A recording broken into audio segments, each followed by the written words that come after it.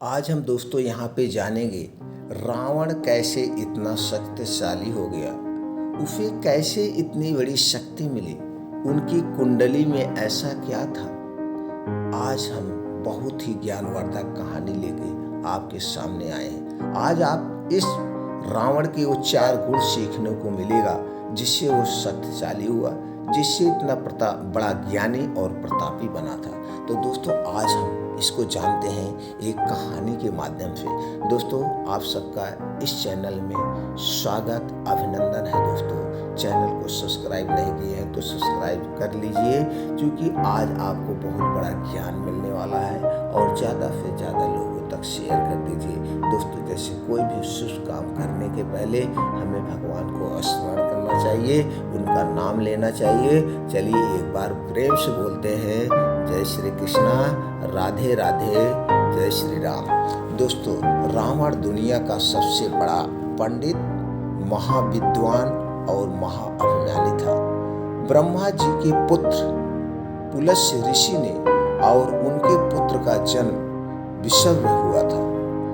विश्रवा की 2 पत्नियां थीं। उनकी पहली पत्नी भरद्वाज की पुत्री देवांगना थी, जिसका पुत्र कुबेर था। विश्रवा की दूसरी पत्नी देवराज सुनाली की पुत्री कैकसी थी। रावण, कुंभकर्ण, विभीषण और शूर्पणखा इन्हीं की संतानें थी। रावण 2 अलग अलग संस्कृतियों की संतान था और इसीलिए वह अद्वितीय और महाशक्तिशाली था। रावण को शास्त्रों की बहुत जानकारी थी। वह वेदों का ज्ञाता था। ग्रहों से लेकर वनस्पति जगत की छोटी से छोटी बात उसके दिमाग में समाई थी। और जब किसी के जानकारी का अवसर इतना बढ़ जाता है तो वह महाअभिमानी हो जाता है। रावण का अहंकार ही उसका एकमात्र दोष था। आज हम यहाँ पे आपको रावण की कुंडली और उनके चरित्र के बारे में बात करेंगे। दोस्तों रावण की कुंडली सिंह लग्न की कुंडली है। सूर्य सिंह लग्न का स्वामी होता है और इसी कारण रावण बेहद शक्तिशाली था। सूर्य के साथ महाबृहस्पति भी है। बृहस्पति यहाँ पंचम और अष्टम भाव का स्वामी है। पंचम भाव में बृहस्पति के होने के कारण किसी पूर्व जन्म के कारण पैदा होता है, जबकि कुंडली के अष्टम भाव में गुरु की उपस्थिति इंसान को पुनः विधाओं का मालिक बनाते हैं। कुंडली के इसी भाव में सूर्य और गुरु के साथ शुक्र भी है।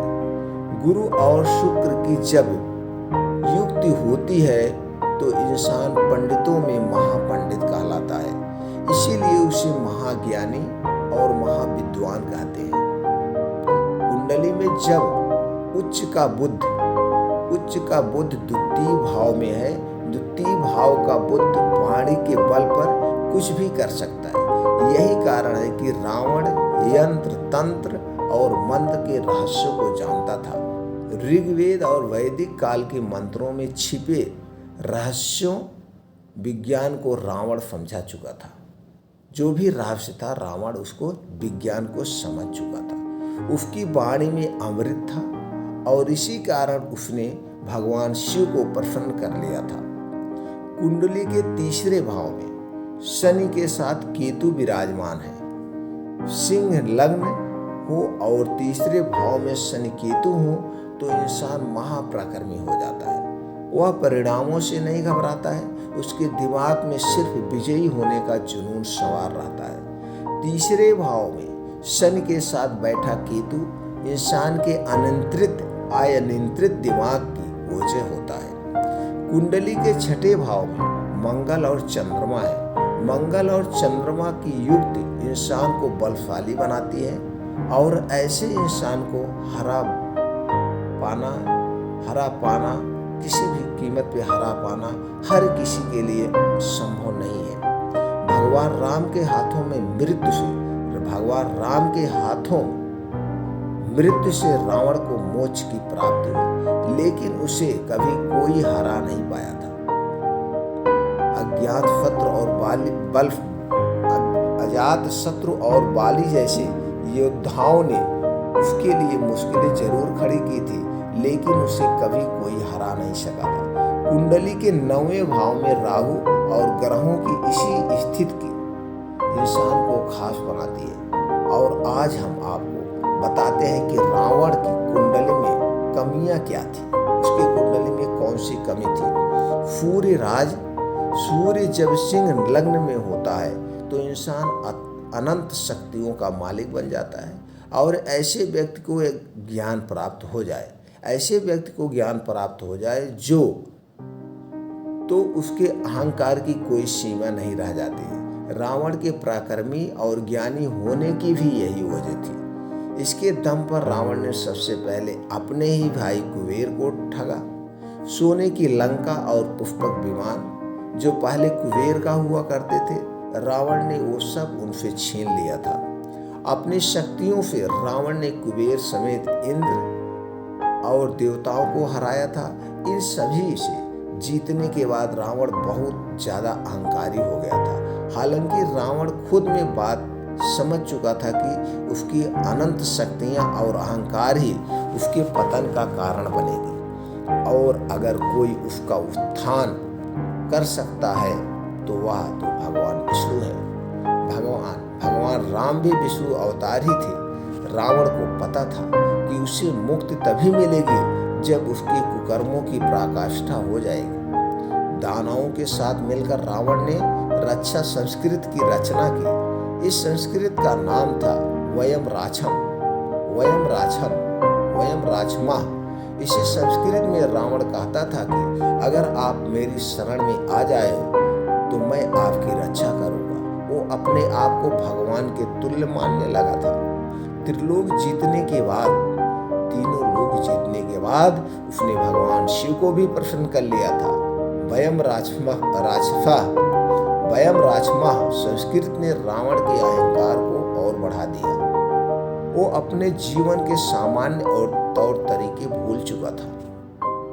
रावण ने आगे चलकर मानव संस्कृत और ऋषि संस्कृत के लोगों को तंग करना शुरू कर दिया। दरअसल लग्न में जब सूर्य, बृहस्पति और शुक्र हो तो कुंडली हो तो इंसान बहुत सारे दोषों से मुक्त हो जाता है। सूर्य लग्नेश और बृहस्पति पंचमेश हो तो दोनों ग्रह मिलकर एक राजयोग भी बनाते हैं। रावण को पैदा होने के साथ ही ग्रहों की बहुत विचित्र स्थितियां मिली थी। रावण ऋषि पुत्र होकर न तो ऋषि रह सकता और न वो पूर्ण दानव रह सकता। इन दोनों के बीच में रावण कहीं ना कहीं अपने अस्तित्व को खो देता है। इसके बाद रामायण में जो कुछ हुआ वो जग जाहिर है। अध्यात्म की दृष्टि से देखें तो रावण को मुक्त करने के लिए ही भगवान स्वयं आते हैं। रावण के साथ ही पूरी राक्षस परंपरा का अंत हो जाता है। वैदिक काल से एक परंपरा चली आ रही है। जब हमारे यहाँ विवाह होता है तो लड़का और लड़की की तरफ से 7 परिवारों को जोड़ दिया जाता है। वैज्ञानिक दृष्टि से समझे तो हमारे जीन्स में डिस्टेंस की वजह से ही ऐसा किया जाता है। रावण का जन्म ऋषि और राक्षस व्यवस्था के बीच की कड़ी थी जिनमें कोई मेल नहीं था। ऐसी परिस्थिति में पैदा हुए संतान अलग किस्म की होती है। रावण का वध करने के बाद भगवान राम अपने छोटे भाई लक्ष्मण को उनके पास भेजते हैं और उन्हें कुछ ज्ञान लेने को कहते हैं। लक्ष्मण जाकर रावण के सिर की तरफ खड़े हो जाते हैं और रावण कुछ नहीं कहता। लक्ष्मण दोबारा राम के पास आकर कहते हैं कि रावण ने उन्हें कुछ नहीं बताया। इसके बाद राम कहते हैं कि जब किसी से ज्ञान प्राप्त करना हो तो उनके सिर नहीं बल्कि उनके चरणों के पास खड़ा होना चाहिए।